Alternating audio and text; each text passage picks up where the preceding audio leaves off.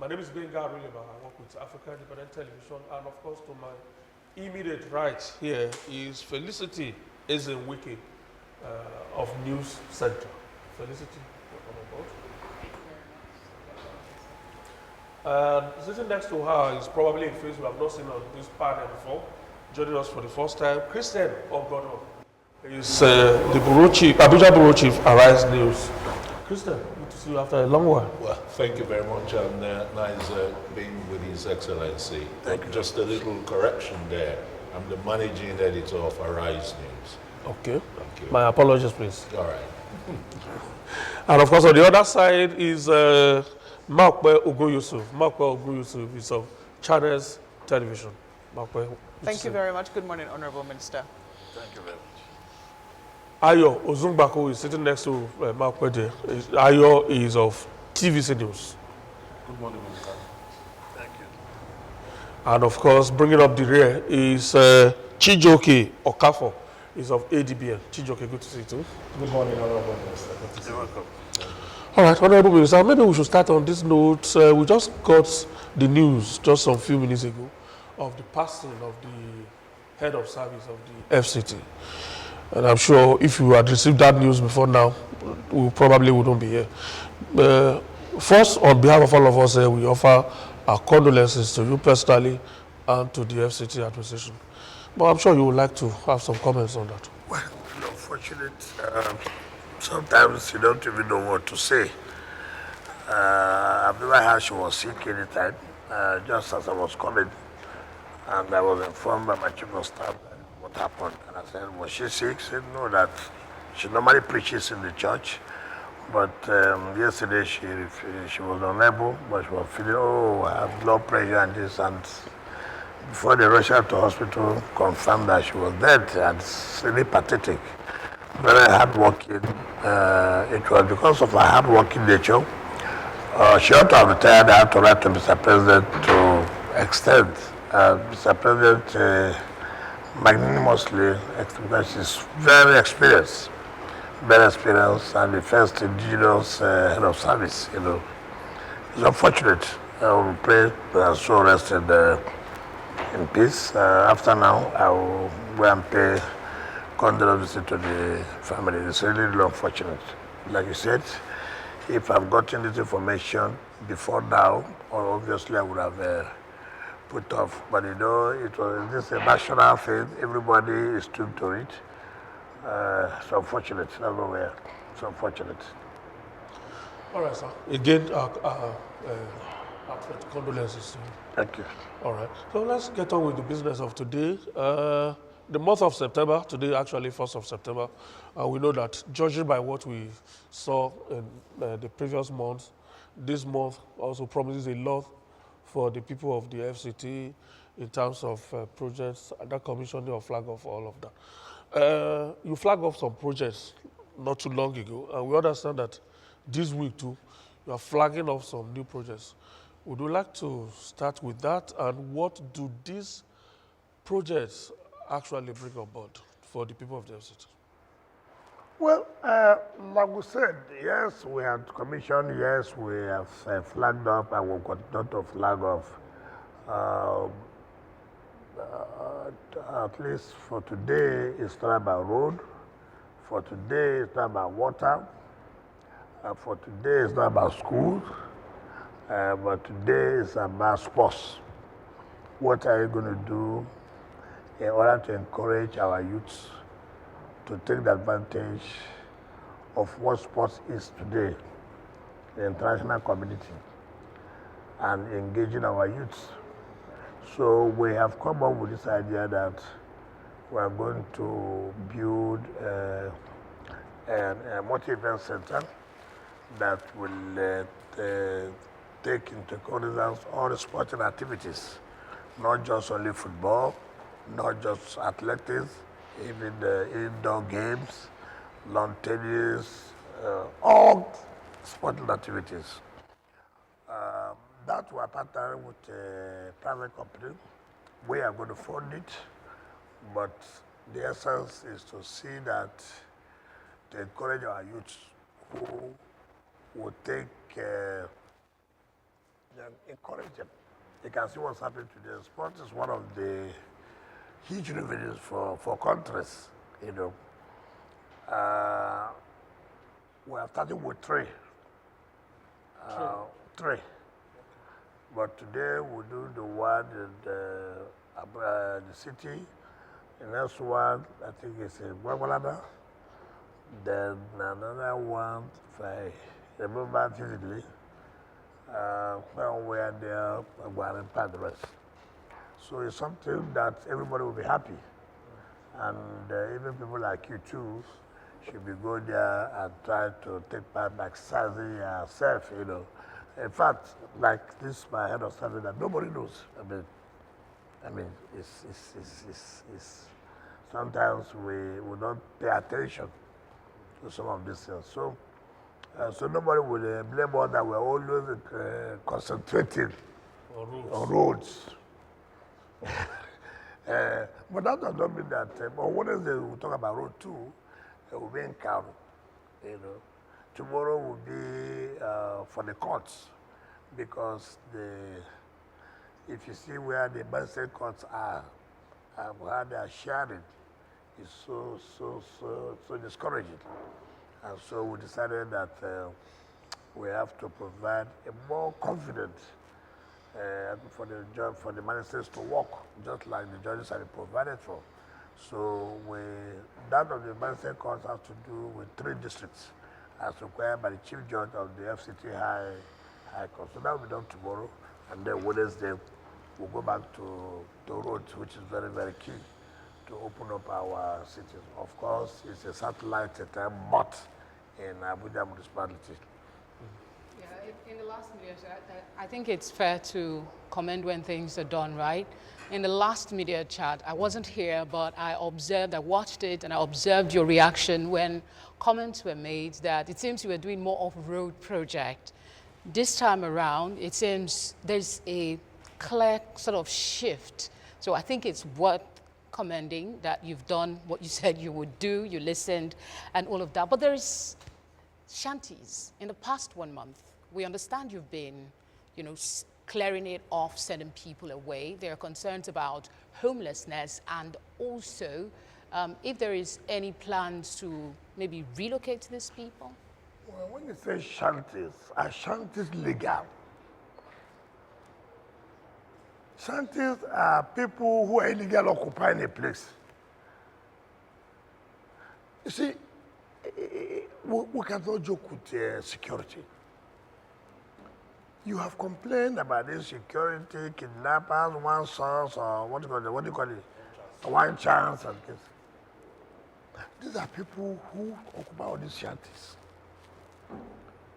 In fact, sometimes they take over the corridors where the road is supposed to pass. And then when you want to do road, they say compensation to who? Who is this person here?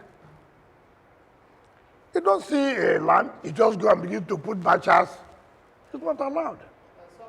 Some would say that the reason these people do this is probably because they're poor, they have no alternative. It is not correct. It is not correct. Certainly it's not correct. When people want to do bad, mind you, criminals don't stay where you locate them. Criminals don't stay houses where you will identify them. Criminals stay in this area of where you cannot locate them. We cannot say because of poverty, we shall allow you to kill people, to rob people, to kidnap people. That is not allowed. It defaces the city. And that is why we have told people who claim that this land belongs to them, or sometimes, why are you not developing the land? Why are you making it possible for these criminals to come and settle here and cause problems for the city? And then you say government is not doing anything. We are going to make sure that all illegal occupants of anywhere will be thrown out. It's unfortunate, but there's nothing we can do about it. Because security is key, is paramount. Any government that cannot provide security for citizens has nothing to do in government, has no business with government. So we have to be careful about this poverty thing or no poverty thing. There's no even a time that poverty Anybody can say, I saw the problem of poverty. Mention which country? Which country? All over the world. I go to China, go to places. The area you see poverty. You can see it.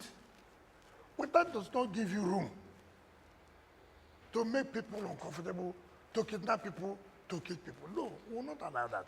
So let nobody be using this poverty thing as an excuse. Your Excellency, I think there are two separate things.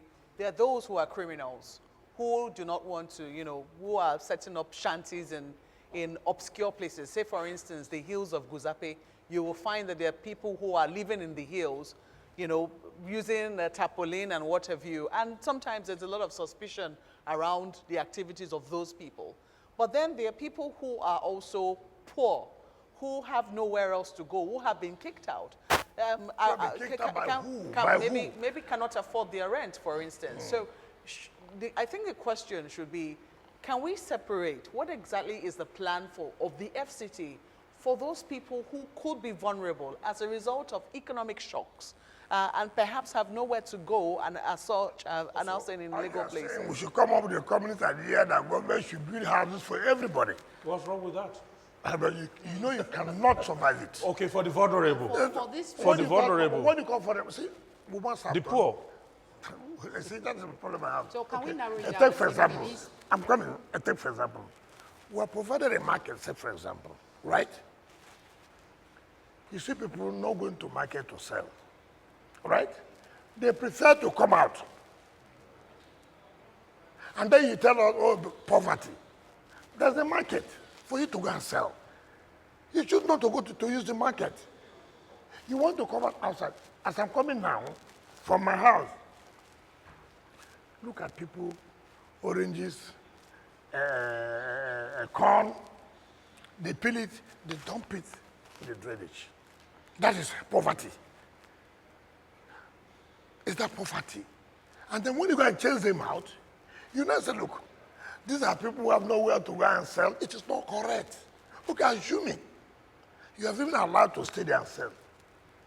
Does that also make that you block the drainage system? And then you start causing flood. I mean, we should not be every time hiding under these guise of poverty. And people are doing what is wrong. In other countries, they build shelters for people that they don't have the capacity to pay their rent outside. To pay their rent where? Within the community. No. Let us tell ourselves a simple truth. Who are those in the cities?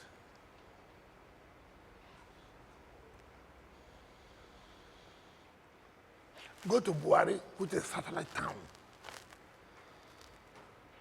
where people, villagers live. Even there, they don't bother about sanitation. I go to Buhari every time. The law school is there. Those are villages. Yet they leave their houses and come on the road. Is that poverty? We have this attitude that, look, everything must be done by government. Somebody comes out to say, look, I don't care. Government will come and pack this refuse. Come on.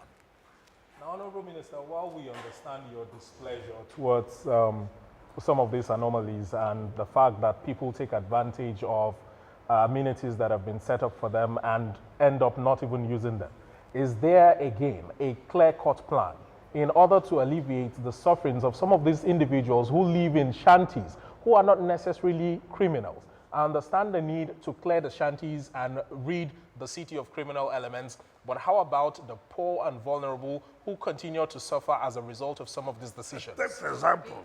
Just to add to what he is saying, sir, sorry to interrupt. Is it possible for this particular shanty, a temporary relocation site, give them time to find another place? I will not fall to that trap. I will not allow criminality for any guise. I will not allow it. Is it a crime to be poor? What do you mean by poverty? Take, for example, people leave their states all over and come here. You tell me because of poverty, I should carry the responsibility. People leave their states and come and roam over the streets of Abuja. It's the responsibility of the government of Abuja to provide houses when you leave your state. What are we encouraging? No, excuse me. What are you encouraging? What are you encouraging? You people leave their states to come to Abuja because it's the capital of the country. And then it is our responsibility to provide shelter for you. How can you sustain it? I'm a little curious. You also attend the Federal Executive Council meeting and perhaps also the National Economic Council meeting. Are these conversations that are happening? Because we've seen over the years this complaint amongst governors of, well, I say really urban states. Take, for instance, Lagos, where they do not have control over people that can come into their city, but then we know that there is a problem of rural-urban migration. People are seeking greener pastures. Is it a conversation that, is being held amongst the governors or also in the Federal Executive Council meeting? But one thing you must understand clearly, and which you must appreciate. As well today, no government can provide shelter for all the citizens. It is not possible. We must be realistic. We must. That the mere fact that we're having shortage of houses for people does not make us to fold our hands to allow crime. Absolutely. It does not, it cannot stand. Every government, whether at the state level, at the federal level, is doing its best to see that you reduce this housing deficit. But again, you cannot say as a government that you take entire responsibility of providing housing for your citizens. It's not possible. Minister, sorry, excuse me, please. Honorable Minister, I'm going to take you away from, the shanties in Abuja. Your giant strides in infrastructural development, from roads to water, you're talking about trade. The hospitals have not felt the presence of Mr. Infrastructure. Yes, that is what you would always say. Let me answer. She said so. You've not she allowed... She said, no, you have said so. There's nothing to do. Say, don't take all my time. Okay, sir. You took all my time. Right. She said so last time that I was talking about the infrastructure and I was going to do other things. And that she's happy that I have fulfilled that promise by going to other sectors. Yes. The problem we have is that when you see that you have attended to this sector, everybody believes that you must attend to all sectors at the same time. It's not correct. I told you here about education. The number of schools we have renovated and furnished, right? And he said, but why is it that people are not aware? Okay, I'm going to direct the mandate secretary to take you to the rural area and see what we are doing in terms of schools. Now, somebody talks about youth participation and this and that. That's okay today. We're studying about sporting activities, multi-event center that will bring the youth, engage them, all those kind of things. We have, our budget was just released. The 2025 budget was just sent to us after the National Assembly approved, and then Mr. President assented to it. So the procurement process is on as regarding to hospitals. We're talking about the hospital in Gwagwalada, we're talking about the hospital in Guarimpa, even the doctor's quarters and the rest of it. We're talking about the Otako, which are the problem litigation. And so the hospital was abandoned because of litigation between the private persons and individuals and the government. So we've been able to sort out that issue of litigation, and then the procurement process is, of which you know about the procurement process, how long it takes, particularly when it concerns this specialty, this special areas. You cannot just say, oh, no, let's go ahead and do it the way we want to do it. No. So I believe that our next focus will be on the issue of health Don't be surprised that if you're invited tomorrow, these are the things we are doing in terms of health. You say, oh, you really said it last time we met. We're happy that you are now fulfilling. Anything I tell you here, go home and sleep with your 2 eyes closed. That we are going to do. But people must always understand that when we talk about infrastructure, if I provide a hospital, there's no road to the hospital. How do you go? And if a woman is pregnant, another labor, and there's no road, how do you go there? Before you know it, that woman may lose her baby because of the bad road. It happens. Even tries to, criminals like to when the roads are bad. And so people must understand that our focus on road is not just because it is the key, the determinant to every sector. If you have a school, there's no road to the school, what do? You have to control. So it is important. People should know first thing first. Speaking of roads, Minister, the welfare of the people here is very paramount. I mean, it's good you enunciated what you'll be doing in, the health sector in the FCT. You mentioned they will tackle abandoned general hospital. All the districts in Abuja are supposed to be serviced by general hospital, but there is a gradual deterioration of healthcare system in FCT as raised by resident doctors. They said, and I'll quote or verbatimly put it in perspective, systematic deterioration. Only yesterday they issued their communique. That is, I want you to address. What do you mean about resident doctor? You're talking about the FCT or the FCT, FCT resident doctors. People make mistake. There are some hospitals that are not under the FCT. There are hospitals that are under FCT. So you must have to differentiate that. Okay, the one that's done by Federal Ministry of Health and the one by FCT directly. Yeah, I think the FCT resident doctors have issued. That's what you're referring to. A 5-day notice. You understand? Talking about the deterioration in the health system in the FCT. Let me tell you General something. hospitals. Let me tell you something. See, I was a governor, and I do know, I was a council chairman as a governor, and I'm here as a minister. One thing I found out in all this is that there's no time, even in ASU. Every time you hear one resolution, one communique, and this, and threat of this, and threat of that. Let me tell you something. When I was Minister of State Education, and then I became the Supervisory Minister of Education, then I met with the Vice Chancellors, and who were saying, look, what ASU is demanding is not proper. They don't understand the realities. They don't understand the funding part of government and the inadequate of resources. I said, how can you say that? Because you're the Vice Chancellor. Remember, before you became a Vice Chancellor, you were a lecturer. And you were ASU. That's correct, yes. So I come down. You see, we must tell ourselves the truth. Every sector believes that everything should be 100%. And it is not possible. No government will sit back and say, look, I don't want this sector to be functional. No. Government applies its resources based on its availability.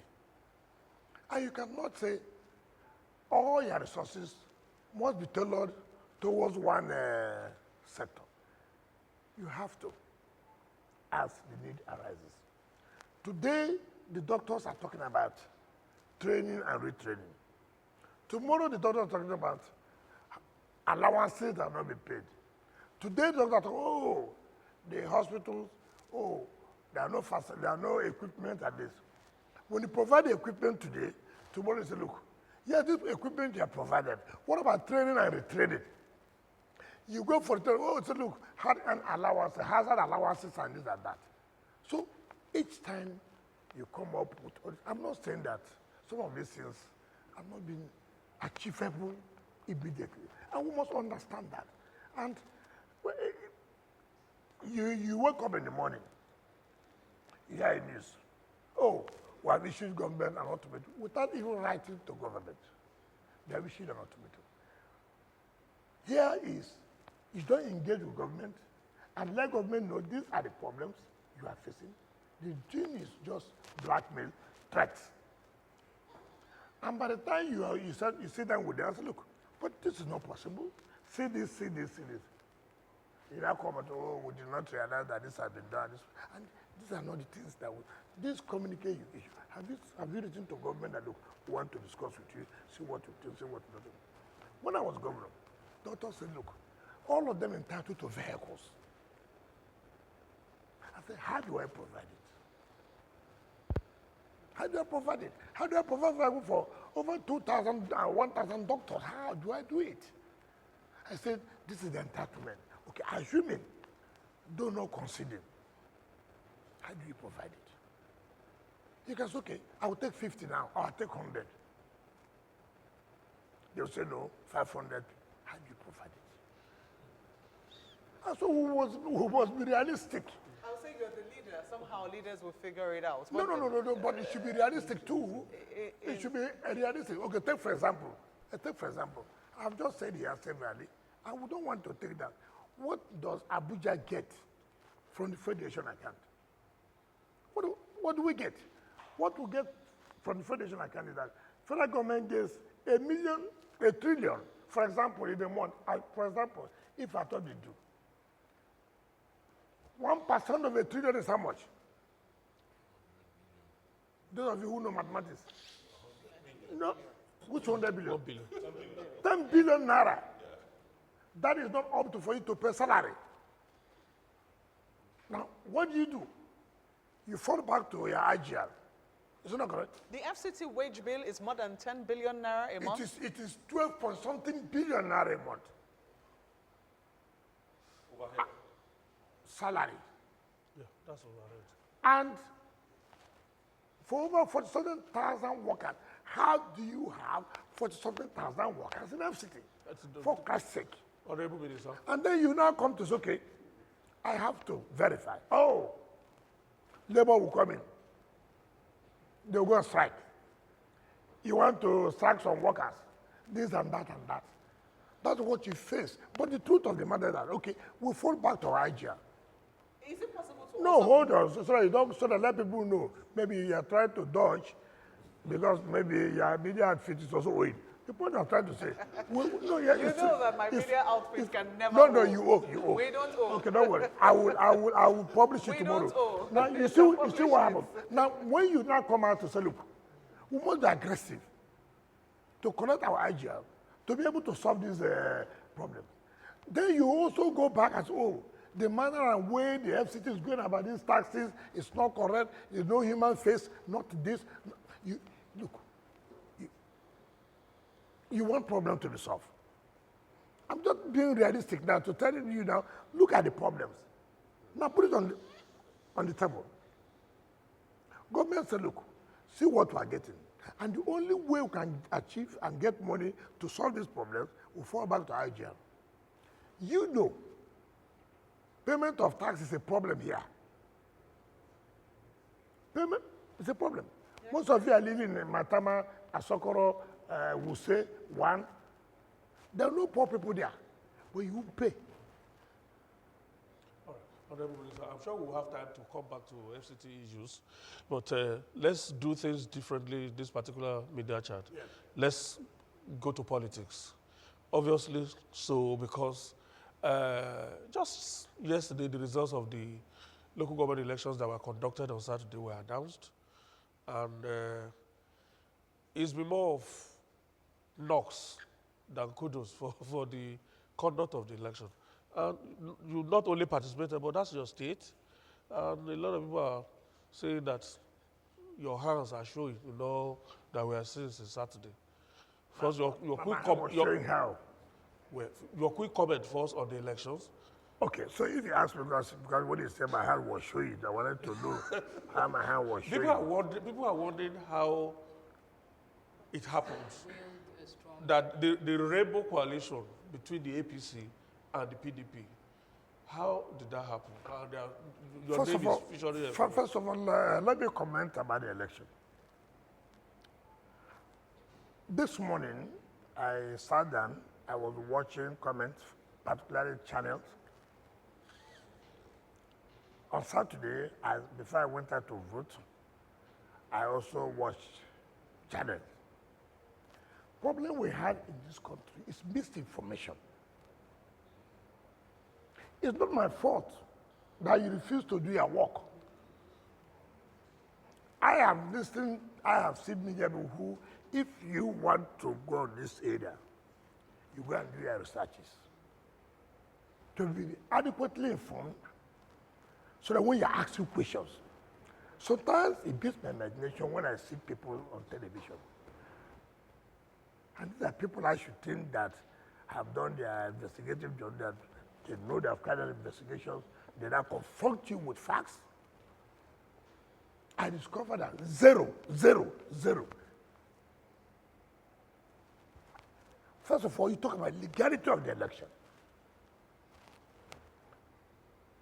It's most unfortunate. I believe that you have legal sections or legal departments who should be able to tell you what is this and what is that. I've said this severally. Ignorance of the law is not an excuse. You see, it's illegal for an emergency rule to conduct the election. But that is what the legal minds I'm were coming. saying. I'm coming now. Give me the opportunity. I will educate you. This one, I'm very versed in this one. Not a media work, no. I won't go and take your job. Now, have you read about the emergency powers of 2004 that was signed by President Olusegun Obasanjo? What does this say? What does it say? The president has power to suspend or modify some sections of the law under emergency rule.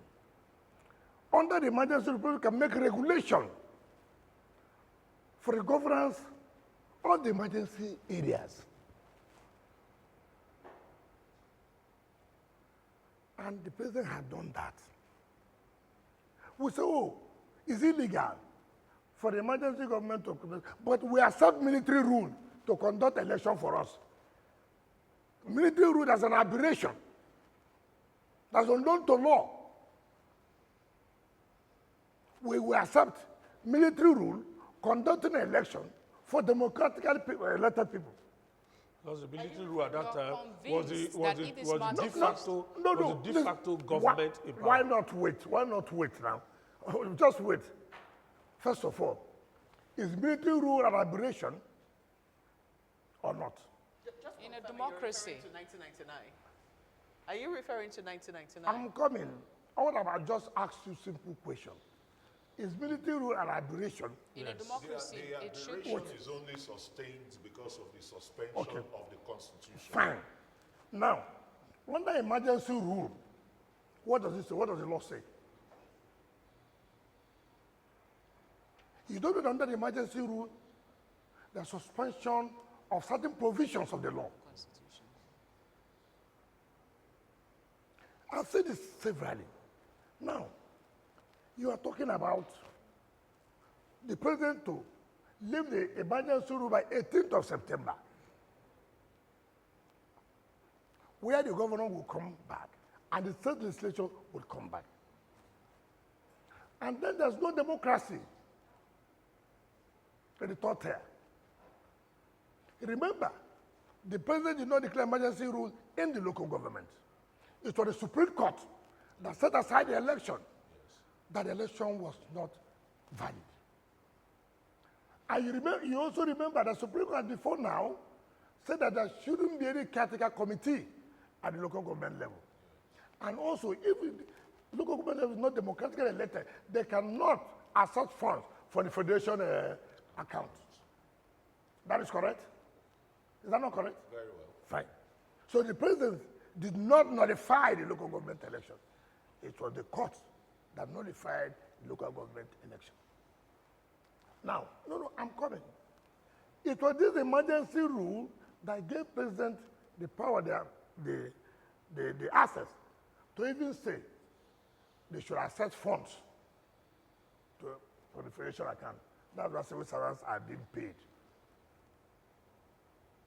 Assuming that did not happen, what would we have said today about local government council, where workers are not being paid because they cannot access money for the federation account? Also remember that because of this emergency rule, that the states were able to access funds from the federation account. Supreme Court has said there was no budget, and therefore state government cannot access funds for the federation account. Your Excellency. No, can I finish? Okay, go on. Can I finish? So I let the public have the benefit of understanding and even appreciate the president for what he has done. Now, if this election is not conducted, and then the governor comes in, the state legislature comes in, right? In that case, how would local government access funds when there's no democratically elected government? How would they access funds to federation account? How would the civil servant be paid? What would then be the fate of the grassroots level? You have crisis. You have crisis. And then the president now said, look, by the regulations I've made, you are therefore to conduct elections. Some people say, oh, the electoral act said 90 days, 150 days. They forget that the president has power to suspend some sections, and which he did by the regulations he passed or he made. And why should it be that each time is only in this part of the world? You are not a lawyer. By any act that has happened, you become a lawyer. You are not a judge who is given the responsibility for interpretation of the Constitution or laws. You make yourself a judge. And you have not taken steps to challenge this. I thought, as people who are civilized, who want the rule of law, who want the law to grow, I will tell our party, my party, challenge this in court. This is not going to be allowed. Just like what we did when RISEC conducted or trying to conduct election. We went to court and said, court, no. No. They have not followed the provisions of the Electoral Act and the Constitution, therefore they cannot conduct this election. The court gave judgment, saying, yes, you are right. It was in your media houses where they were showing that this judge is corrupt. He took money. He did this. He did that. But it's not. No, I am coming. I will not allow you to interject us. I will not agree. The world must hear. The more we hear the truth. And that's what we owe the public. When Justice Lifu of the Federal High Court gave that judgment, it was all over everywhere that he took bribe. He did this and that. So they were screwing it. The bar. AIT was screwing it. Arise was screwing it. The matter went to a Court of Appeal. Court of Appeal set aside the judgment of the Federal High Court.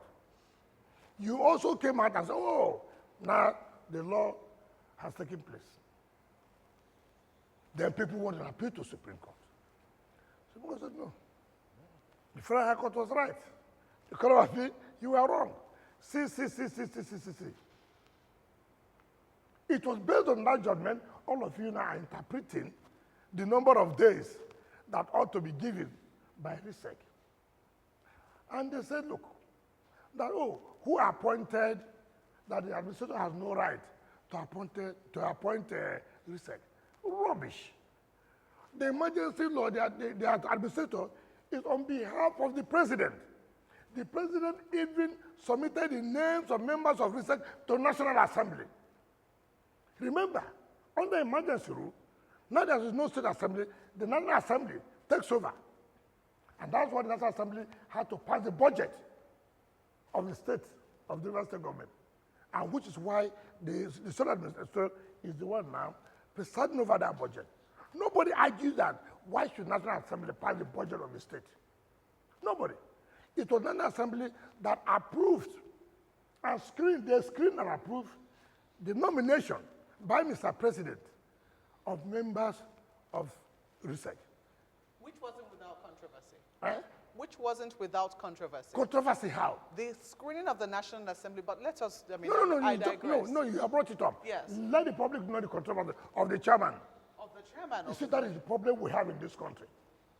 Wasn't there controversy at the National let me tell Assembly? you, if you create a controversy on your own, does not mean there's a controversy. What's the controversy? That the president nominated somebody, a Nigerian.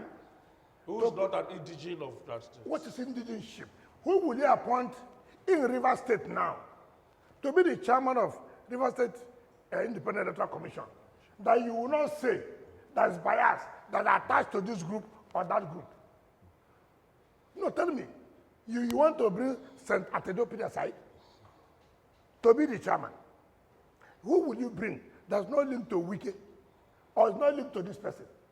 Now the president is wisdom to make sure at least we should have people who are a bit independent. Okay, chairman, let me go outside. Somebody who's not attached to anybody in the state. The issue of indigenship.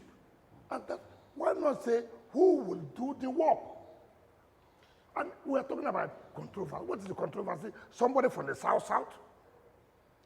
Now, Your Excellency, The the elections. the people are talking about. Yes. Is Wike a PDP member happy that APC won 20 local government chairmanship positions Yes. in Rivers State? Yes. Did you campaign for PDP? Including Even your with own the- Hold on. So Wike is very popular today. Where are you? Hold on. Yes. Wike is popular today. It's not the same people I hear in Arise, I hear in AIT, I hear in the channel that say, look, Wike cannot say he's going to determine what happens all around. He can only determine in his own local government. I have determined now in my own local government.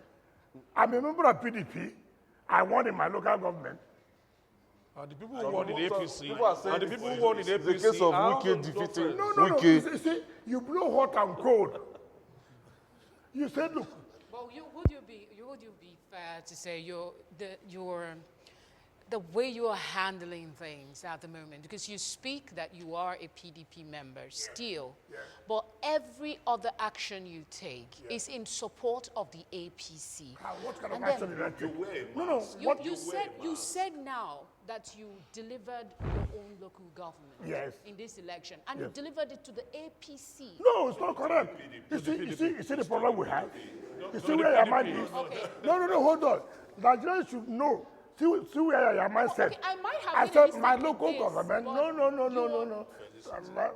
Luckily, this is a live program. I never said here that my local government is APC. I never said so. I said your media house, all of you always say, Wike cannot influence what happens in other local government. He can only influence what happens in his own local government. That the people in those local governments are those to choose where to go to. And I have agreed to that. And I have influenced, campaigned for my people, vote for PDP. And my people have voted for PDP in my local government. Now you are angry that APC won. No, listen.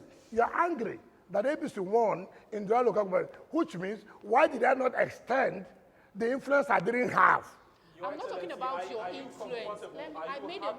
Are you happy with the result of these elections?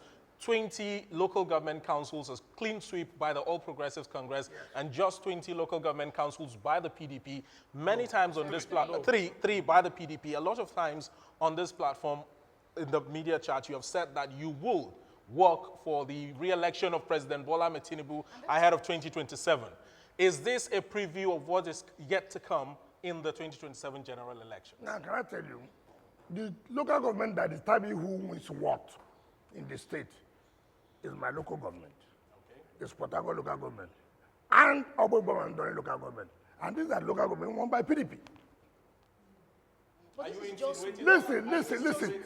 that what occurred in Rivers State over the weekend on Saturday is what we are going to see in 2027? That is my question. Mind you, you should know that every election has its own perspective. Look at it. 2, you should know what is happening. Are people happy with what is happening in PDP? Did PDP contest in those local governments?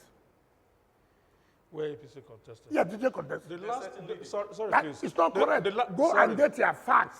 People are, you see, that's why when you want to say something. Your Excellency, No, the let me last tell time I you. raised Can I this tell issue, you? Can I- the no, no. last time I raised this issue Benga, of a collaboration between the APC and the PDP. Benga, let me educate you people. Because you have refused to go and do your research. Even what you said, the ADD, see what he said. You don't even have the facts. Well, not in all the local... No, it's not about saying, if I were you, what you should have done was to go to research. Can I have parties who are participating? But you Can not I allow us to finish do now? that. Since the No, last- I don't Okay, need- do you want me to give you the facts now Can I, of the research? No, you can't give me. Excellency, Can I? last time You you see the mentioned public. the Excuse me. This is for us, for me to educate the public. All right. It's not for you to educate the public. Okay. So don't be taking my time before you go on the advert and this and that. So let me tell the public. I thought that you should have written to research. Can we have parties that are contesting this election? What are their candidates' names in the local, in the various local governments? It's not every party that can say we see their candidates in Obiakpo or in Port Harcourt or in Ogbebaba or in Obama. No. So you don't expect to win where you do not fit candidates. Where you do not fit candidates. And what I was thinking, for the first time in the history of this country, you didn't hear gunshots. For the first time in the history of this country, you didn't hear hijacking of materials. And for the first time in the history of this country, no political party has come out to say, look, we don't believe in this kind of election. Do they have the strength to do that? What is my business about strength now? Democracy, 20 local government to the APC. Yes. I think at the heart of what I was trying to get at Yes. was that you have often, repeatedly said you will work to return, just like you said, President Tinubu to... Have I denied that? So what has that got to do with the local government? Why didn't I give my own local government to APC if that is the basis? Your Excellency, Some would argue let me tell you what the research that you didn't want to hear is about. Yes. In the last media chat, Okay. I raised the question of that alliance between the APC and the PDP. Yes. That the two parties had agreed to work together and give local governments to themselves. Okay. Which was why in your local government, for instance, Yes. because you wanted to retain your position in PDP, Obiakpo Yes. was for PDP. Yes. People who are very close to you politically, Yes. in Emoha, for instance, Yes.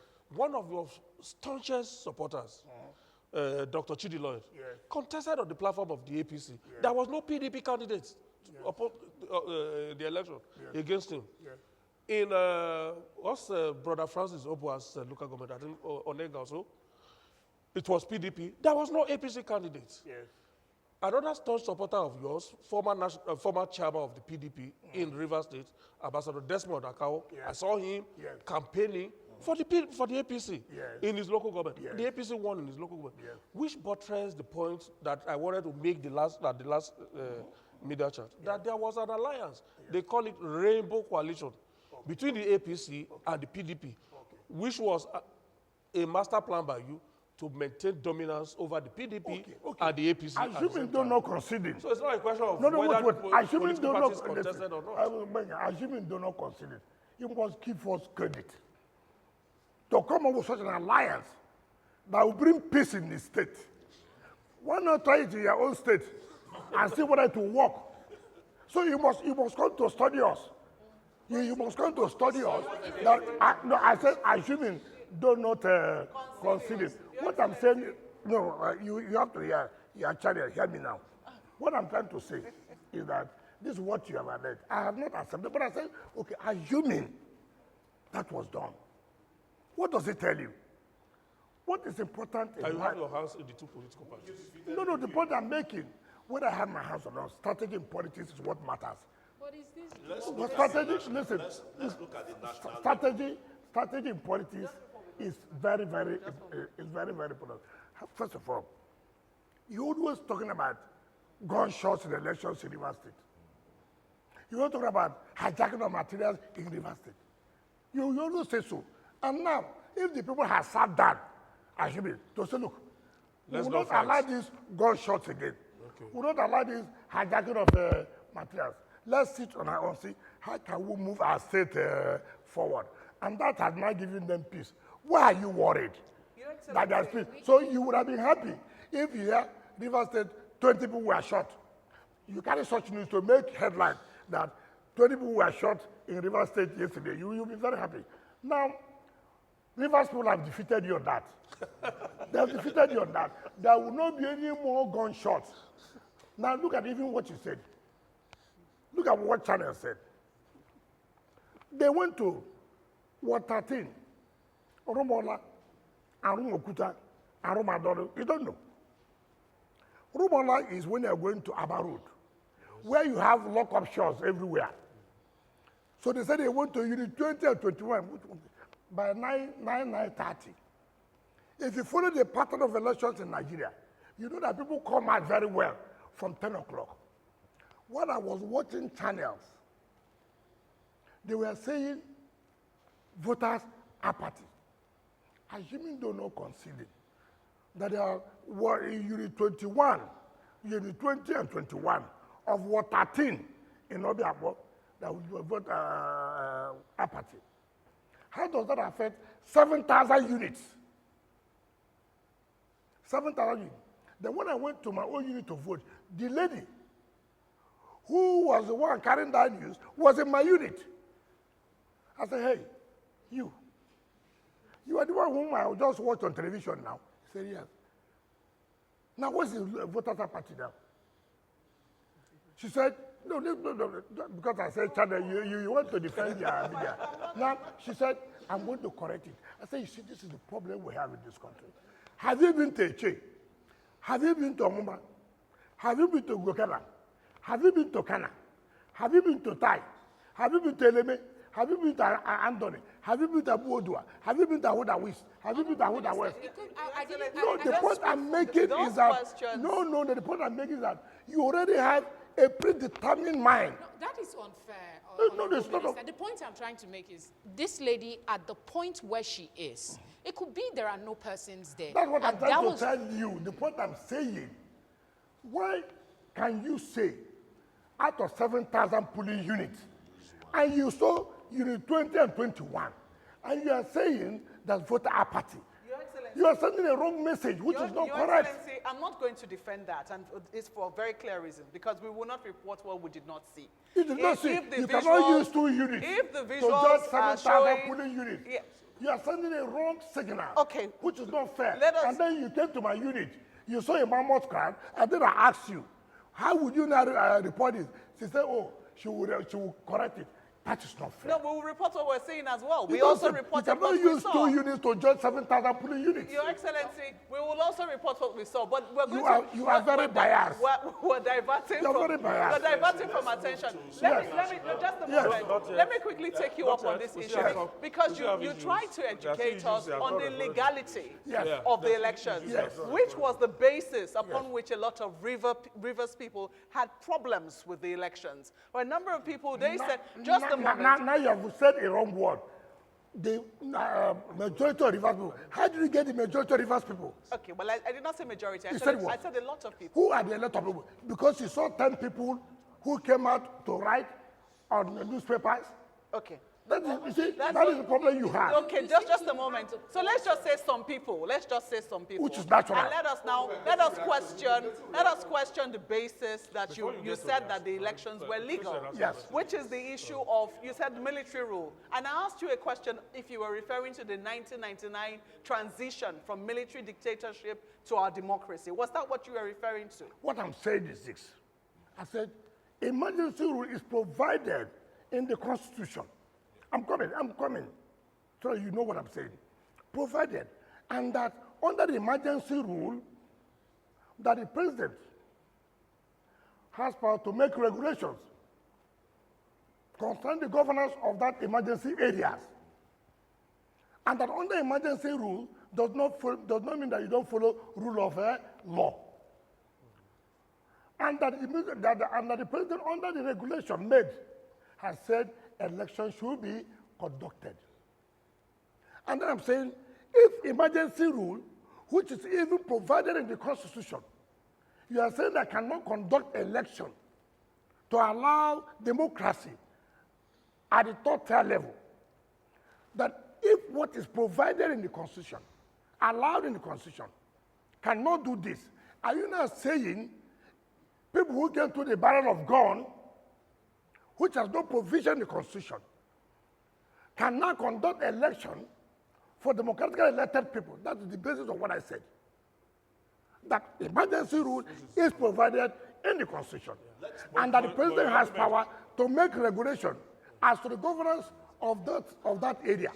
And that people are now coming up to say, look, let me just tell you, some people have said, under the Electoral Act. I said, they've not even read the regulation.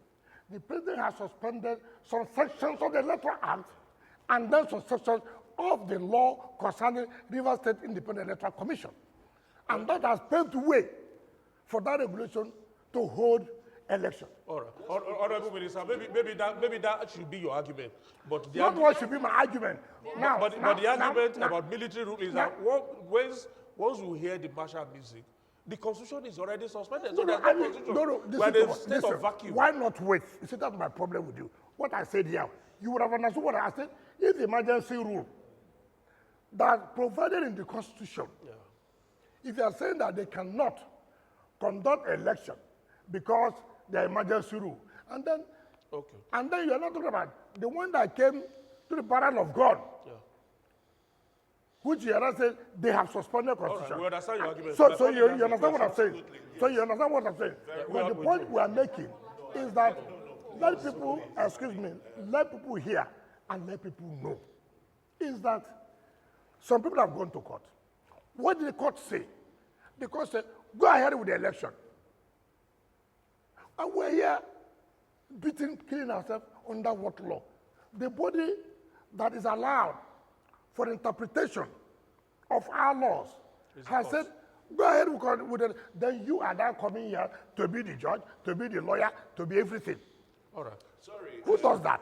Minister, I think you've almost exhausted the local election in your state. We'll still have more, but I just want to... Because it's 11 o'clock, so we have to take a break. Please, let me just quickly... We normally take a break at the Let's top take a of the break. hour. We will come back and we will finish this discussion around the local government elections and take on other matters as well. Please stay with us. You will never be a unity today.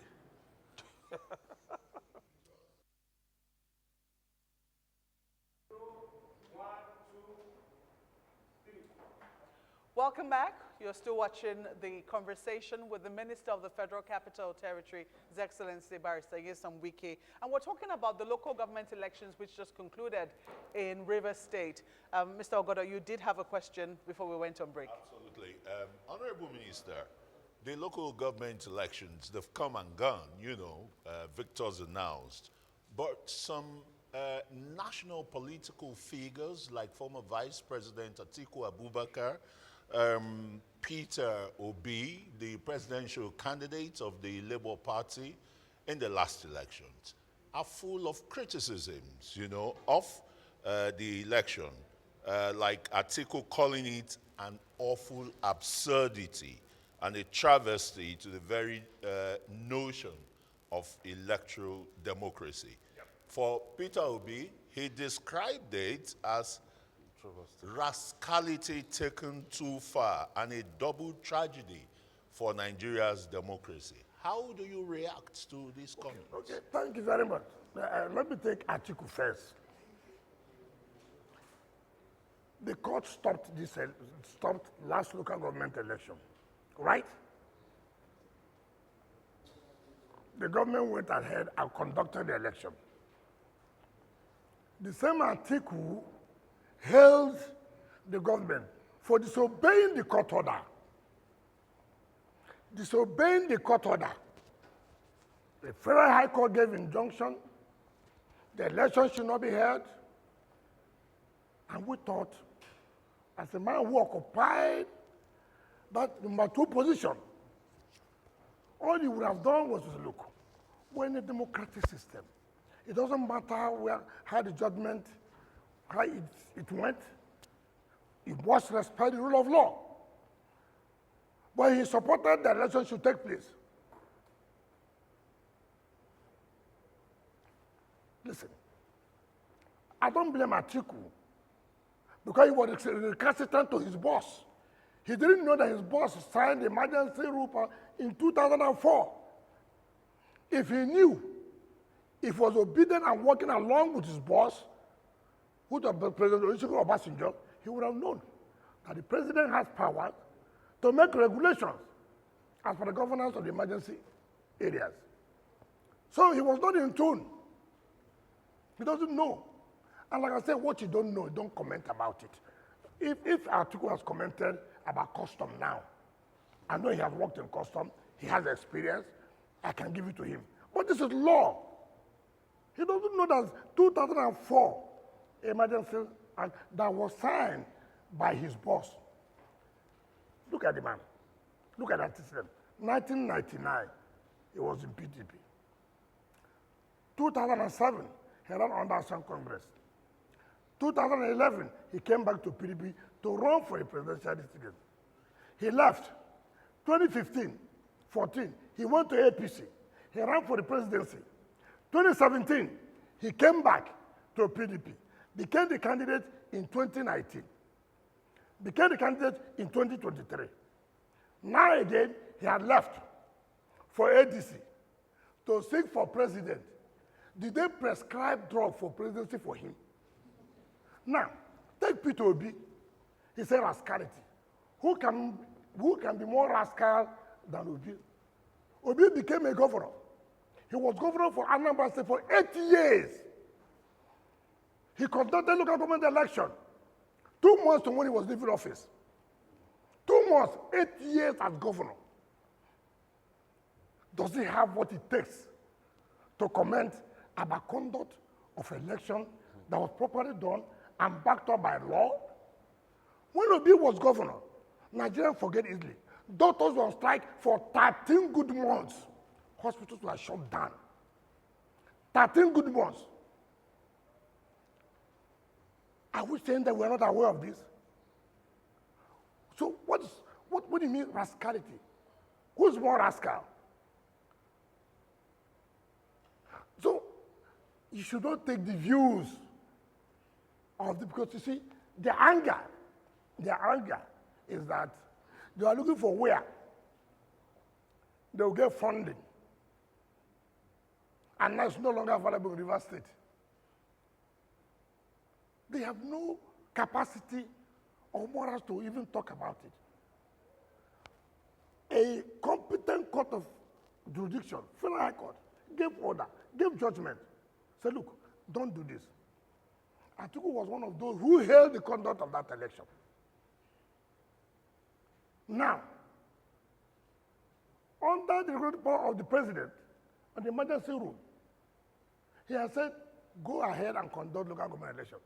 What I thought we should have been more preoccupied is, one, was the election free and fair? If you ask me, I saw State Independent Electoral Commission chairman. Of course, you know, I don't even know most of them, but they call me. I'm from Sokoto. I'm from Ogun, I'm from this. We came to ask their report. They said in 30 days, in 1 month, you could do this. When somebody has done well, say the person has done well. If I had my way, I would recommend the chairman and members, the president should take them to the national level. It is very clear. It is very, very clear. Look at the conduct of the election. You have seen people are saying, for the first time in our history, no gunshot, no kind of ballot boxes, no kidnapping of returning officers. And nobody wants to come out and commend security agencies and the RUSEC. You're only saying illegal. Illegal to you. The court has not pronounced it illegal. Honorable Minister, earlier when you were answering my question concerning the landslide victory of APC in the just concluded local government polls, you had mentioned that the People's Democratic Party did not field a candidate in all the local government councils. However, we were also, the last time we were here, talking about the collaboration between the APC and the PDP in order to foster peace and stability in the state, even in electioneering periods. Is this collaboration a deliberate step, or was it the reason why PDP decided not to field candidates in certain local government areas in Rivers State in the last election? You are the one saying collaboration. No, you said collaboration in a gentleman agreement you why credit in the last media chance. Why not hold on? First of all, let me bring the antecedent. Before, you said that PDP contested election in all the local governments. I said, do you have the facts? You don't have the facts. He said collaboration. I said, assuming, though not conceding that there was this collaboration. No, I'm coming now. I said, assuming, though not conceding that there was a collaboration, will you not commend this collaboration? That does not mean I conceded. However, let me also say this. As time goes on, PDP has been a predominant party in Rivers. No doubt about that. You also know that PDP has had its own problems. People are losing faith. People are losing faith in PDP, whether you agree or not. It's not to come out on television to say this or that. That's the truth of the matter. That is your own assertion of the People's Democratic Party as it stands right now. I should say more than you, because you're not a member of the party. But you are, Your Excellency. That's what I'm saying. So that's what I should say more. Okay. You should listen to me. Okay. And when I'm talking, I'm an authority in PDP. All right. Therefore, what we're trying to do, people are losing confidence. Remember, our party in the states had problem with national level. Where the national level caused serious crisis in our party in the state. And so many people have lost their interest. Many people have lost interest. All we're trying to is, look, you cannot lose interest. Those of you who still have that confidence that you can run, will encourage you. And mind you, you don't push people to run. You have to go and pay for form. If you don't have the money, you can pay. We don't have a governor who would have, of course, may have funded. Now it's no longer available. So I cannot go and purchase form for everybody because I don't have that resources. I don't have it. But the one I can do, I did. To prove that how many PDP people have won one seat in their own states. Mention. So are you proud now that out of 23 local governments Yes. in Rivers State, Yes. your party, Yes. the PDP, won 3? No, I'm proud Does that that make you PDP proud? won the No, determinant. you are proud because APC that won is listen. also... Listen to what I'm saying. I would prefer that, I would prefer that, look, I am dominant in the local government that determine what happens in the state. That's what we are called. You cannot do without Obiamo. You can't. Does that justify the huge figure that RISEC announced for Obiago, 350 something thousand You in see, the last election. listen. APC in the presidential election in 2023 got just a little over that It's figure not in the entire correct. state. It is not correct. Mind is you, correct, listen, sir. listen. You see, that's the problem you have. People have. We look at the pattern of results from 1999. Go and check the history. Who has given the highest number of votes? You don't just come up to say, this is a local election. That, you know that the turnout will be more. Councillorship is like community or family affairs. People come out. People even take councillorship more serious than you talk about governorship and no, because it has to do with family or communities. So I don't know what your worry is. Is your worry that it is illegal, or your worry is that you don't believe that this number of people done that? Worry is how you are able to do it. PDP and APC. Excuse me. Because like I pointed out earlier, those who won in APC are your boys. They are all your boys. Can I tell you, I was chairman of that local government. The record was very clear. Nobody had had 2 terms in that local government, but I broke that history. I was governor of that area. You can't take my record that there was nothing. No, you cannot. You can't. The record, hold on, don't interfere, don't worry.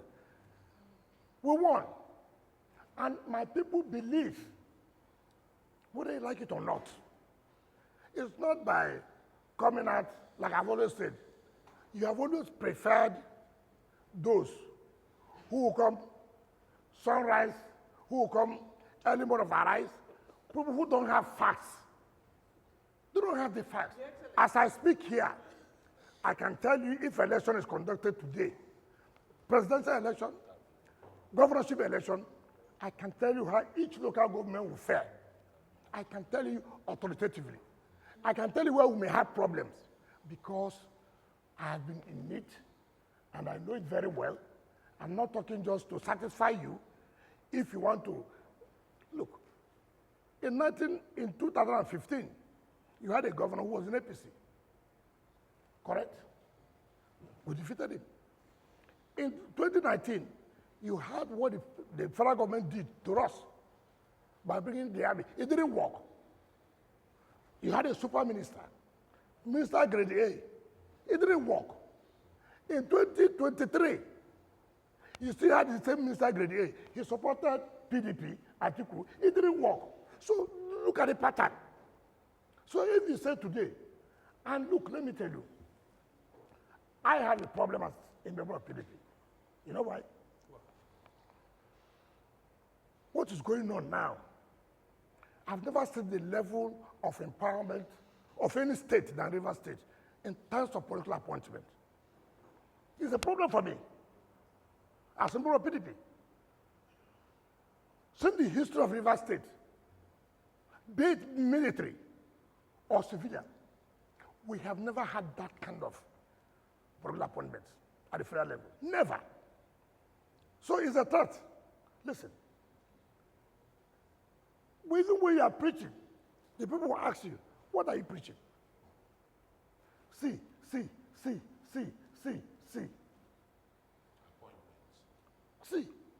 See, sir. Bonny Road, they're almost completed. Sir, what are you trying to tell us? Sir, look at the LMA area. That is where you have the refinery. It's almost completed. So you have to be careful. So the APC is threatening you in River State? It's a threat. To you? Yes, it's So a you're threat. supporting the APC Now listen, government? no. You have to face reality. You have to face reality. Whether PDP likes it or not, they had the opportunity. The only thing that's going for me now, and that's why I won my local government, is because my people believe and still have that faith in me. I have not told them to leave APC. I mean to leave PDP. But you should also know that I have said severally, and I did it in 2023, and there's no confusion about it, that I will still support You PDP. still didn't didn't get to answer the question that I asked. Are you? No, you are not the examiner. The answer did not answer the I'm question. How can not. you say so? But I'm curious. I'm Yes. curious because in answering these questions, Yes. at the heart of it is what you are saying and what you are doing. What you are doing is you want the APC to succeed. So what does it do for you that it's just I mean, you say that you delivered your local government. What does it do for your party, PDP, in Rivers State? Looking at it, because if the governor... Are you aware that APC won presidential election in 2023 Rivers? Are you aware that PDP won the governorship election? So what is the what about here? That APC won local government election, therefore, it means that APC will win the governorship election. So what's the I have told you, you know, every politics is local. I want to tell you, whether you like it, you don't like it. The truth is that, as it stands today, if Mr. President contests the presidential election, he will win. That does not mean, listen, that does not mean that any other party will win the governorship. So I have always said, and you must know that, have it at the back of your mind. It is not about whatever you feel, whether you are happy, you are not happy. We are not here to make you happy. We are here to make Rivers people to be happy. What makes Rivers people to be happy is what we're interested in. Your Excellency, can I just ask one question, completely unrelated? Has the Constitution, since a state of emergency has been declared in Rivers State, which is constitutional, you say is provided for in the Constitution, people know it is provided for in the Constitution, is the Constitution suspended when a state of emergency is declared in a state? No, I said certain laws, the president has right to suspend certain sections as it relates to some laws. I said so. And it is there. It is there very clear.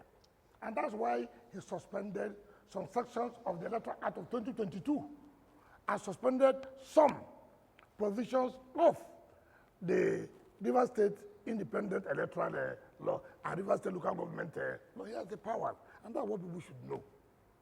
And again, if you watch, part of the regulation he made, he said, look, upon the notice of this election, if you want to challenge it, you have within 7 days to challenge it. Interestingly. I'm coming. Okay, go ahead. Just a moment, because you've answered my question. Okay. Interestingly, only recently, at a book launch of a friend of yours, Mohammed Adoke, Yes. SA, and former Attorney General. Yes. I do remember that I think was the Vice President who was there, Kashim Shettima, who had also experienced the state of emergency while he was governor of Borno State. And he talked about the suspension of a governor of a state under emergency rule, which continues to be controversial. And if I can remember clearly what he said that the president doesn't have the powers to suspend. I don't want to go into that because we are overblowing it. Mind you, let us ask the scenario quite different. Remember, Supreme Court has said there was no government in Rivers. Supreme Court has said there was no government in Rivers. What does it mean? Supreme Court said you cannot make yourself a dictator by making sure that no arm of government survives, that they cannot allow dictatorship. So the scenario is quite different. So I don't want to go into the interpretation of what the Vice President said. People are misinterpreting that, what he said. So this is quite different scenario. Yes. A matter went to court, Supreme Court said, look, there was no government in Rivers. When there's no government in Rivers, what is the implication? Honorable Minister, sir. Let's leave Rivers alone. Yes, let's come to the level. Some school of thought will say, Nyesom Wike wears a mask, you know? It's PDP in the daytime, APC by night. But your party, you still claim to be a member of PDP and well-rooted in that party. The PDP has now zoned the presidency to the south, chairmanship to the north. Is that a plus for you? Would you be running? Some other senior members of the party are even rooting for ex-President Jonathan to run or Peter Obi to return to the party. Where is your position here? Well, let me correct you. I want to ask you. Those people who say Wike is wearing a mask, what are they wearing? You see, you see, Nigerians don't like those who are very blunt and who will tell you where they are. Right from day one, I did say with my colleagues, listen, PDP, you are shooting yourself. And if you allow what is going on to continue, you pay. And what did I say? Or what did we say? You cannot have the presidential candidate at the same time national chairman of the party. It is better now you have stolen the presidential ticket. They stole it. And again, stole the national chairman.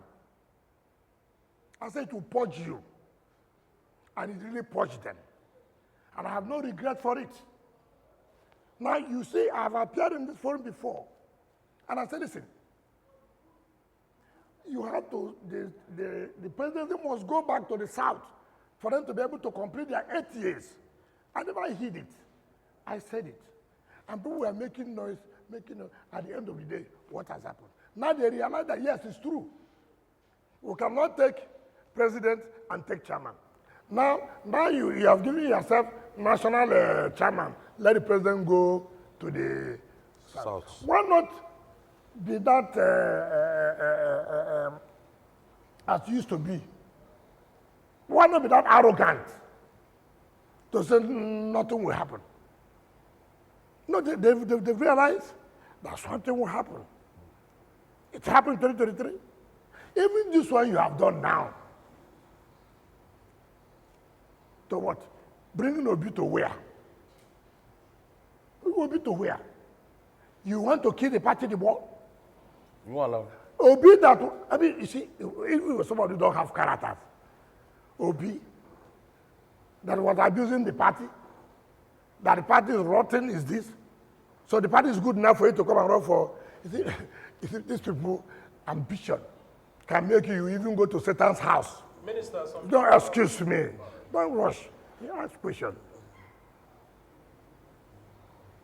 So, Obi is not that anybody who says so, like Bala said, I heard him say, that is Bala's opinion. He's entitled to his opinion. But if you want to destroy the party, dare it.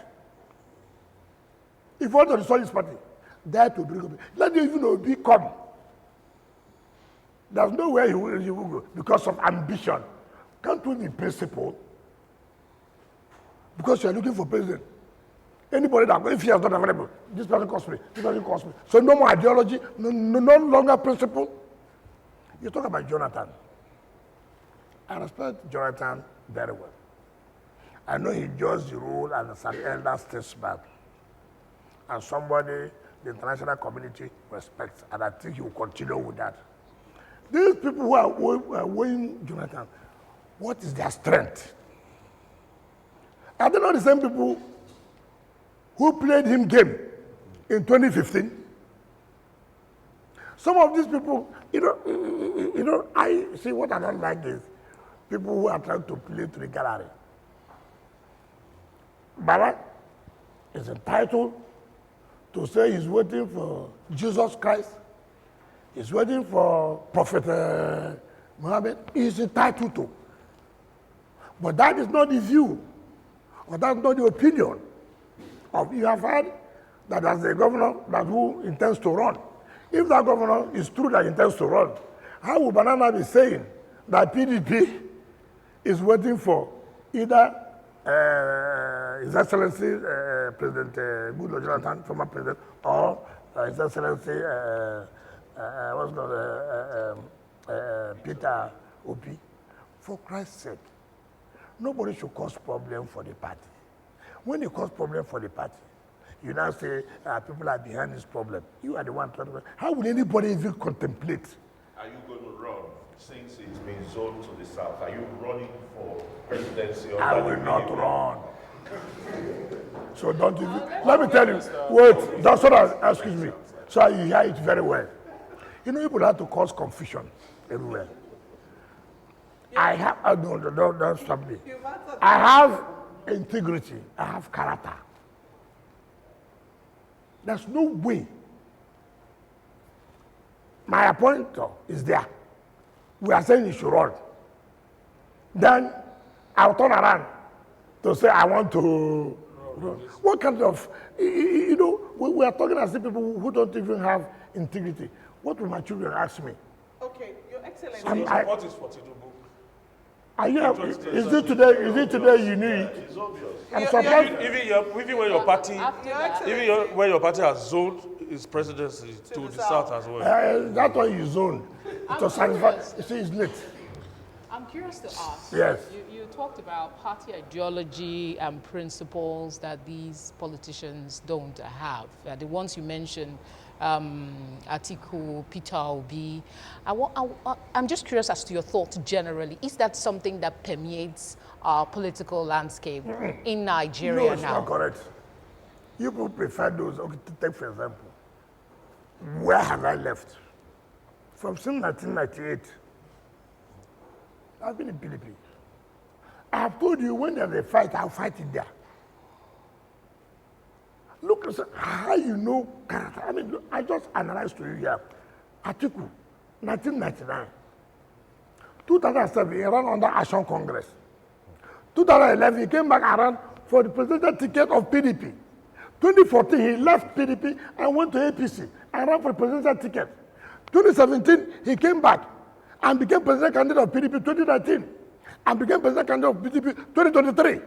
Now again, he had left to ADC to seek for presidential ticket. Is there any prescription of drug for him? I mean, it doesn't matter. That's why I said about principle. Is that a coalition now? See what they call coalition. When CPC and ACN say, look, we want to fight the ruling party. Let's form a party. And which one they come with? All Progressive Congress. That is a coalition. Not about you. Every time you want to be this, if you don't get it, you move to the other party. He says a coalition. How can that be a coalition? It cannot be a coalition. A coalition is when two political parties or more than two political parties come together. Then you say, look, they are forming this for purposes of defeating the ruling party. Not when you, an individual, you didn't get ticket here this year. You run to the other party. Then if you didn't get there, you run to the other party, it's a coalition. That cannot be the definition of a coalition. Interestingly, your media aide released a statement shortly after the PDP did the zoning, and he said that you had been vindicated. Yourself and the G5 governors were vindicated. Okay. He also asked a question in that statement. I want to believe he was speaking for you when you were saying, is it not too late? Can you answer that question? I never said it here. It's too late. You know, Just something you have come out on time for people to be a president, to run for presidency. It's not by mouth. Except you just want to, you see, there are people who want to answer, I was presidential candidate. There are so many people who say, look, I was presidential candidate. It will be their CV. And then they say they are not the leader of the party being the presidential candidate. For Christ's sake, I've been into this business. I came out to run for presidency before. I know what it took me to go around this country. That is for primary election, not even general election. I know where I was heading to. So it is not just only the resources. You will also have to be mentally alert and be prepared psychologically. You have to. It's not, oh, it has been zoned to us. Therefore, I can now run. No, it's not done that way. It's not done that way. That's what I'm saying. That, look, except somebody, and I have not seen. I have not seen who in the party. Bana said he didn't, he sacrificed his ambition. But as you know the truth now, he knows it was not going to be easy. Honorable Minister. Yes. All right. The former governor of Kaduna State was quoted as saying that he couldn't figure out the pathway for Bola Tinubu's presidency in 2027. Him winning the 2027 election, that there might be a runoff election, and in that runoff, that Bola Tinubu definitely will not be first or second, that is going to become distant third. Okay. So you want to find them. You see, Erufai is my friend, but he failed in this mathematics. He goofed. He would have completed it. I'm telling us, since I know Tinubu will come third, he should also provided who will be first and second. You see how he failed in mathematics now? How did he arrive at who would be third? Then he will not arrive who will be first and second. Can't we assume that He knows. That is projecting the ADC as coming But he should have come out to tell us. You see, one thing I like about Erufai is that he speaks his mind. But sometimes, speaking your mind, say the one that is correct. In this one, I'll put a bet if he agrees. If Tinubu does not win this election squarely, I'll put a bet. You see, I watched him, he said they should go and ask Jonathan. No two persons are the same. No two persons are the same. The mere fact you were able to survive that, succeed in that does not mean you can do that. We are also here too. So as I'm sitting down here, do I look at somebody that you come and win River State?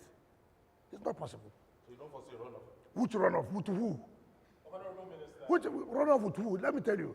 You see, what you have is complain. They just did by-elections. Hold on, you asked a question. They just did by-elections. What happened? Complain. You see, we're used to complaining. I have told you, I don't like excuses. What I cannot do, what I cannot achieve, I will tell you, this is not possible. It's not possible. People are just, you see, people are accusing research. I was watching. Tell me which election that INEC did that people did not accuse them. Mention one election. Is there anybody who has lost election in this country and has come out to say, listen, apart from Jonathan, who came out and said, I concede to this. Mention one person that has run an election in this country and has agreed that, look, the way it went is the will of the people. Mention. You see, until we have this spirit that is a game, I've tried my best, I've put in my best, it didn't go the way I thought it should go. Is it possible in Nigeria? Why is it not possible? That come with Why not do political things to office? encourage people to do that? Why do you think it's impossible? I'm not human. How many times have you preached that people should try to learn this and abide to it? Rather, you always bringing in, something that's so pessimistic. You said here, rivers. You said the rivers. How come? It means that with proper planning, assuming that people can sit down and say, look, the interest of our nation, the interest of our state, the interest of our community is paramount. Can we go this way and achieve peace? That's what you should be encouraging people. Not when people do something that has come to say, surprising you, there's peace, there's other leaders. You now call, is that democracy? Until they shoot themselves, until they kill unborn houses, that's only when you say there is a democracy. The moment you don't kill, the moment you don't kidnap people, there is no democracy. Our definition of a democracy in Nigeria, from people's perspective, is that houses have been bought. Your Excellency, I think that the media will not accept that because, we're here because the Constitution supports our role in a democracy. No, please. I think you are also misunderstanding. The media should not go free without criticism. You cannot say you have a right to criticize. We don't have a right to come up to say this is your own role that you're not carrying out. No, but we're In as much as you criticize and bring out issues, we should also have an opportunity telling you where you are, that this and this is what you are doing that is not right. Okay. So whether you accept it or not, is not. To me, we will tell you what you are doing that is not right, and we have told you here, part of it, you go to your media, you are, if I tell that you are biased, what's wrong in that? Your Excellency, I will say so. I will always say that we'll do our best to maintain balance. But let me quickly ask you this. You've dismissed Mr. Peter Obi, even though he said that he seems to understand the mood in the nation and understands that, look, even this zoning to the south, it does appear that the south only has one term. And he said that he's willing to do one term. And everyone knows that when he left the PDP and went to the Labour Party, he was able to get over 6 million votes. Are we going to dismiss what he was able to get in the last elections? The problem I have, okay, give him the 6 million votes back.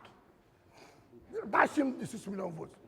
All those who voted for him before will continue to vote for him. You don't understand the dynamics. His popularity.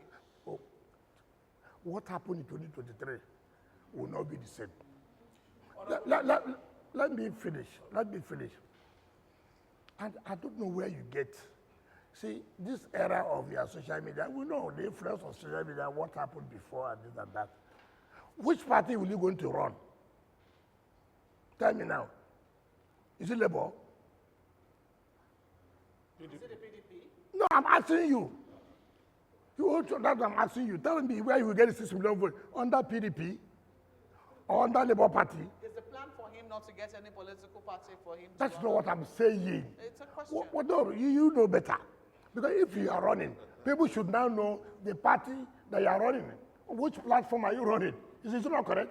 Was it December he will mention? Atuku has said he's going to run in ADC. Amechi has said he's going to run in ADC. He has not said where he will run. Why are you keeping your supporters guessing? Are you trying to say that, well, I'm trying to find which party? So you won't let him come to the PDP? What do you mean coming to PDP? So his own is anywhere he goes, he can go to anywhere. When it's not supposed, he goes there. Then when we are free working, he comes. He's a saint, eh? Nobody in PDP.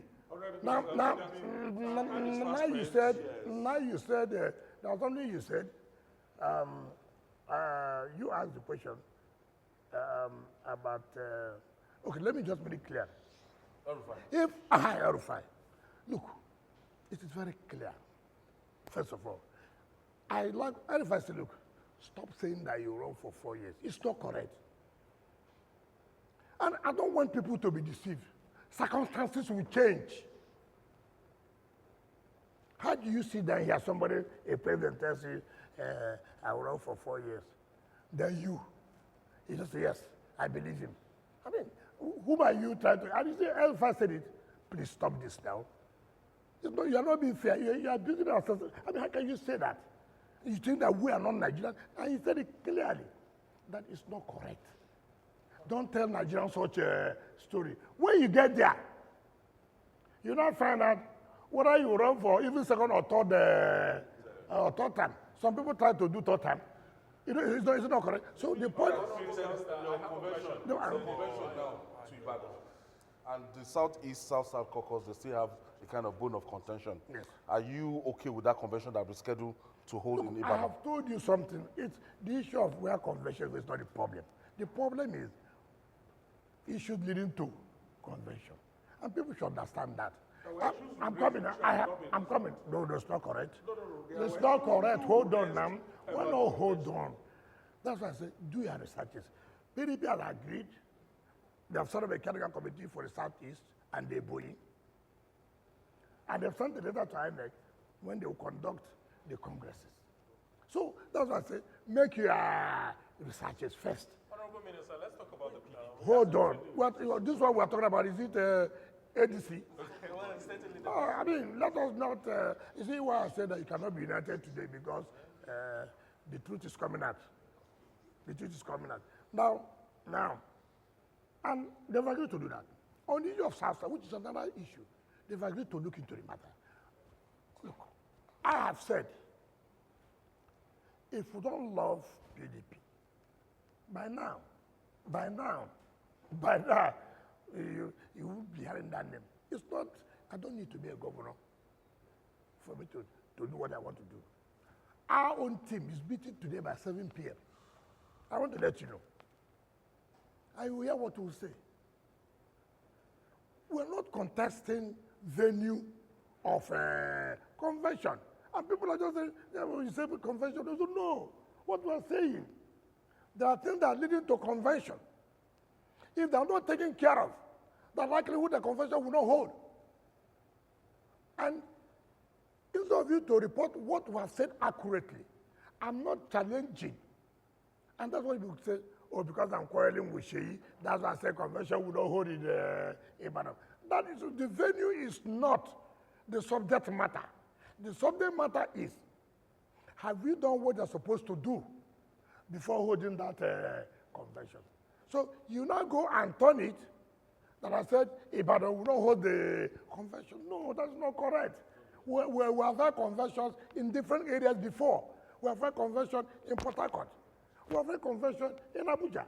So the party can decide whether to hold it in Sokoto, whether to hold it in Borno. But what we are saying, before you get to the convention, have you done what you're supposed to do? If you've not done it, it may be a setback. And the PDP, from what I have not around, have taken some steps to see that such issues are being resolved. And if they are resolved to the satisfaction of the complainants, there's no problem. But if they are not resolved to the satisfaction of the complainants, of course, they will take action. It's not about, you see, I've told people to know this. For me today, one thing people don't understand. If you have a problem, don't continue to give yourself more problems. Try to restrict yourself to the small one you have, than to add up other problems. No opposition party can survive when they have serious crisis. The duty of opposition party to see how, whatever way, they can solve their problem. It's not by being arrogant. It's not by being, impunity. They say, no, I'm a governor, I will do it. I don't need to be a governor before I cause small problem. I don't need to. I don't need to. Can we ask let me just quickly bring you back to your territory. Go ahead. Okay, Your Excellency, the notion by a lot of political analysts is the fact that the decision of the PDP to zone the presidency to the south and, of course, the chairmanship to the north is medicine after death. That has been established. But you are still a member, a part and parcel of the People's Democratic Party. Is there any solution that you have personally for the political resurrection of the PDP that you say is gradually losing steam? Because if today the PDP sinks, you are in that ship and you might sink together with it. No. You see, again, who are political analysts? Those ones that appear on television. There are quite a number of them. No, you see, let me tell you, sometimes I feel so, when I watch television, I turn it off. You know why? How did you know it's a political analyst? Sometimes I see people, he said, security analyst, constitutional lawyer. Where do you get that from? Because they speak from a place of knowledge. You see, no, please. No. You see, that I've been in a country where there was war. Do you understand me? And I saw that, look, there's no need to have war. It will set back development, right? That does not make me to be an analyst of war. It does not make me. Here in Nigeria, everybody has assumed to be an analyst.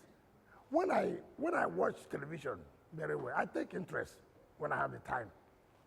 I see the people they bring to talk about local government, to talk about state, I said, is it because they cannot find people who can really do justice to this? If you make your researches, what I always say, before somebody comes up, you would have checked his background. You would have checked what are his contributions. It's not a question of, so I don't like to hear this most political analysts. Now, let me, I have told you here that we have said, look, about convention. I said, if these problems are resolved, good for us for our convention. That means I've offered solutions. I mean, I don't know why you want me to repeat it. We have just about 3 or 4 minutes to go, and we still want to round up on FCT issues. And I think quickly, Your Excellency, you made one complaint on your way here. The corn seller on the road, peeling and littering. Abuja is filthy. The waste management is not being properly managed. That's one. How are you going to tackle that? Secondly, I will take you back to the district hospitals. Caro is one. Otako is abandoned for almost 20 years, and you have miscreants living in there. Okay. The Caro 1 concession, the concession has expired. Okay. What are you doing, sir? You see, sometimes again I ask, you were here when we discussed about Otako. You were here when I said about litigation. Yeah, you said it's been resolved. No, I said it's just been resolved and procurement process is going on. You were here. And mind you, it was not under me. I just came and I met it. Yeah. And when a matter is under litigation, you know it takes you a lot of time. There's nothing you can do about it. But we have been able to resolve. And then the procurement process has started. And I said, if you look at our law, procurement process is not a one-day affair. Absolutely. And I've told you the number of hospitals that we are taking up now. I told you this year. So if you talk about Abuja filthy, look. Maybe you should add one major problem. Maybe you should add this to the Abuja filthy situation environment. And that is the question of open grazing. On this series, you had announced a ban on open grazing in the FCT. But we still see cows everywhere, including in front of your official residence. I didn't know you go to my official residence every time. I passed through there, I see that. Let me tell you, I think it would have been proper to use this word, like it's also in some other states and some other cities too. We have traveled. It will be wrong for you to say Abuja is filthy. It is good for you to say some parts of Abuja is filthy. I agree with you on that. It will be too wrong. We must appreciate certain things done. And if you don't appreciate that, it's like somebody coming now to say Abuja, no road. That'd be unfair. Some areas in Abuja, there are no good roads. I agreed. Some areas, there are good roads. I agree. And attempts are being made to put the other roads that are not in good condition to be in a motorable condition. We cannot totally generalize or condemn. I find problem in this waste management. But you have to have the political will to fight it. It's unfortunate how it was awarded, you know, people who don't even have the capacity, who don't even have the equipment to do it.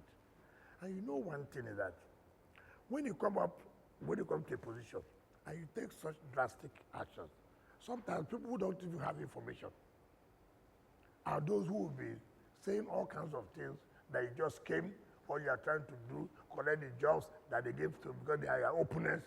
Meanwhile, you don't even know those who are doing the job. But you feel that the work is not moving and you take action. Have you had a conversation with them, the waste managers? How will I know they don't have the capacity? It's because I've interacted with them. So what we have done, we have gotten approval for the BPP. Look, they advertise this. Now, that's the problem. You know I won't be there when the procurement is going on. Now I say, look, I have to. I started with him. Go and check where their equipment are. Do you understand me? It shouldn't be done on political patronage, particularly issue of sanitation. It shouldn't be done on political patronage. And we're doing that. It's unfortunate, but that is the truth. That's the truth of the matter. And then you ask of there's somebody that answers. Now you said, now let me tell you about the politics of that. It's a national security matter. Abuja is the capital of the country. I hope you realize that. You have diplomats here. It's the seat of the presidency. Did you understand that? You have to be careful. Nigeria is a place where people are certain taboo trap for you, where they will now come up to use religion and play. Look, I've told people, and I asked one of them, tell me the simple truth. Do you like this happening like this? I have traveled all over the world. You don't see this. Why is it that if government brings out the policy to stop this, you ethnicize it? I have the capacity to say if I want to stop it. But again, you also have to be careful. The next thing you will see, that Mr. President has directed the minister to fight against social people and social people. You see, so you know there are some things that are very dicey. So that's why I say it's a national security issue. We have NSA. We have the security agencies, right? I want them to call the FCT minister. Who are with you? We don't want this again. Watch what I will do. So I'm you see, some of you, you only looking at it, FCT. The moment you take that decision now, you will see what you will hear. Right. You never had it in your life. We understand. So it is So not for what now your hands are tied on this issue. It's not only being tied. Because we have to go. I'm making peace. That's why. We are making peace with people who you know what my people say. Instead of fight, let there be rain. Okay. Yeah, do you understand me? But everybody knows it is unacceptable and it is the truth of the matter. And we just don't want to tell ourselves the simple truth. All right, sir. Everybody wants to play politics, something you know. Let NSA call us. Let DG call us. Let the IG call us. Let all the health of security call us. We cannot allow this in FCT. See whether it will not stop. All right. Thank you so much, Honorable Minister. Let me thank my colleagues too. Felicity, she's of New Central. Felicity. Yeah, it's been my pleasure being here. Thank you very much for the And of course, Christian Obodo. It's been really wonderful. I mean, hearing your views politically and in terms of the leadership in the FCT. Thank you. I hope you're happy. Thank you, Honorable Minister. Ayo. Thank you so much, Honorable Minister. And Chijoke. Honorable Minister, it's been a pleasure. I still have questions for next time. Thank you.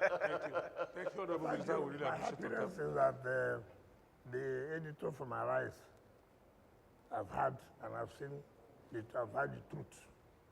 And thank God the channel is here. You should Carry, also watch us. carry the message, but let us tell the world We'll take the balance, sir. the truth. I don't know about that. Thank you, sir. News Central. News Central has also been there. We see. Carry the story well. TVC, carry the story well. ADBN, try.